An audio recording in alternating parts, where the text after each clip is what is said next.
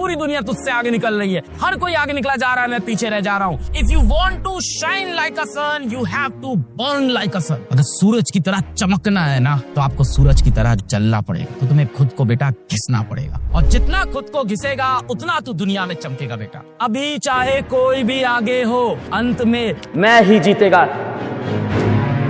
मुझे पता है शायद तू सोया नहीं है, या बहुत थक गया था, एग्जॉस्ट हो गया था। कुछ लोग शायद दुखी होंगे, कुछ लोग बहुत खुश होंगे। अब आगे बढ़ना जरूरी है, सब छोड़ना है बेटा, सब छोड़ना है। भगवत गीता में भी यही चीज बोली गई है कि सुख और दुख में जो एक जैसा बिहेव करे वही असली योद्धा है। तो चाहे आज तुम सुखी हो, चाहे आज तुम दुखी हो, तुम्हें जंग पे फिर से जाना पड़ेगा। यही तुम्हारा कर्तव्य है, इसको तुम्हें पालन करना पड़ेगा, पालन करना पड़ेगा मेरा बेटा। मास्टर तेरे साथ खड़ा रहेगा, और अगर तू मास्टर के साथ खड़ा है तो कमेंट में लिख दे, अभी चाहे कोई भी आगे हो, अंत में मैं ही जीतेगा। पूरी दुनिया तुझसे आगे निकल रही है, हर कोई आगे निकला जा रहा है, मैं पीछे रह जा रहा हूँ। वॉर एंड नहीं हुई है, अभी कोई भी आगे हो, अंत में मैं ही जीतेगा। ये बात कमेंट में आ जाए। और एक चीज याद रखना, मन में चल रहा है ना, जंग तो जीत के आनी है, तो बेटा आप एपीजे अब्दुल कलाम साहब की, ऑनरेबल श्री एपीजे अब्दुल कलाम साहब की एक लाइन याद रखना, if you want to shine like a sun, you have to burn like a sun. अगर सूरज की तरह चमकना है ना, तो आपको सूरज की तरह जलना पड़ेगा। मैं हमेशा एक चीज कहता हूँ कि अगर तुम्हें चमकना है ना, तो तुम्हें खुद को बेटा घिसना पड़ेगा, और जितना खुद को घिसेगा उतना तो दुनिया में चमकेगा बेटा। तेरे पास मौका है, इस बार कोई गलती नहीं करनी है, इस बार मोबाइल चलाने में नहीं इसको गवाना है, इधर उधर यूट्यूब पे नहीं देखने हैं। एक जगह डिसाइड करो, लग के पढ़ाई करो। मैं लगा रहूंगा, तुम्हारे साथ आके फिर से लड़ूंगा बेटा। सिक्का उछालेगा यार, दो चीजें होगी, या तो होगा या तो नहीं होगा। नहीं उछालेंगे तो पक्का नहीं होगा, ये श्योर है। ट्राई नहीं करेंगे तो डेफिनेटली फेल होंगे, ट्राई करेंगे तो शायद पास हो जाए। तो अभी तो कोशिश करना चाहिए, अभी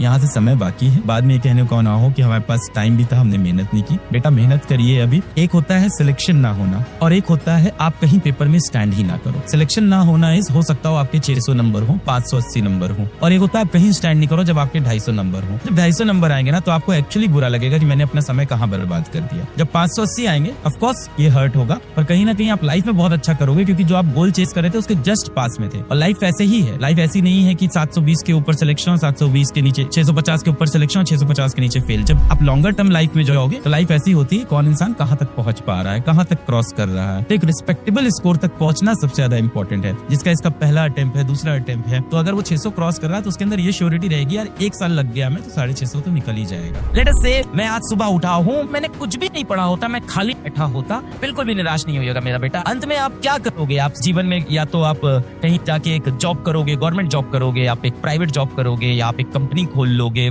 या हो सकता हो आप यूपीएससी की तैयारी कर लोगे, हो सकता हो आप किसी स्पोर्ट्स में चले जाओ। जो मेरा आज बच्चा है वो लाइफ में क्या क्या कर सकता है, हो सकता हो वो कहीं प्राइवेट जॉब कर ले, हो सकता हो वो कहीं गवर्नमेंट जॉब कर ले, हो सकता हो कि वो स्पोर्ट्स के क्षेत्र में चला जाए, हो सकता हो वो खुद एक कंपनी खोल दे, एक कंपनी का फाउंडर बन जाए, और मिलियंस ऑफ अपॉर्चुनिटीज हैं। पर वो जहां भी जाएगा उसे क्या करना हो, and that is what you learn in your life. ऐसे बहुत से लोग हैं जो शायद साल में 1 करोड़ रुपए कमाते होंगे, 1 करोड़ प्लस मनी। मे भी कुछ ऐसे भी लोग हैं जो 2 करोड़ रुपए कमाते होंगे। यस, इन सारे लोगों ने जीवन में अपना लर्निंग कर्व नहीं छोड़ा, सीखना नहीं छोड़ा, दिमाग के साथ खेलना नहीं छोड़ा, प्रॉब्लम सॉल्विंग एटीट्यूड नहीं छोड़ा। The best talent out there are those who are ready to solve any unknown and stretch problems. That is the best motivation I can give you today. आप आगे जाओ, I am with you, and जितना हो सकेगा मैं आपको motivate करूंगा। हो सकता हो मेरी लाइफ आपको थोड़ी सी मोटिवेट करे, हम जैसे लोगों की लाइफ आपको मोटिवेट करे, जो ऐसे घरों से आते हैं जिनका आईआईटी में सिलेक्शन नहीं होता, घिसते हैं, रगड़ते हैं, कोशिश करते हैं। 2014 में कॉलेज छोड़ने वाला, ड्रॉप आउट किया था,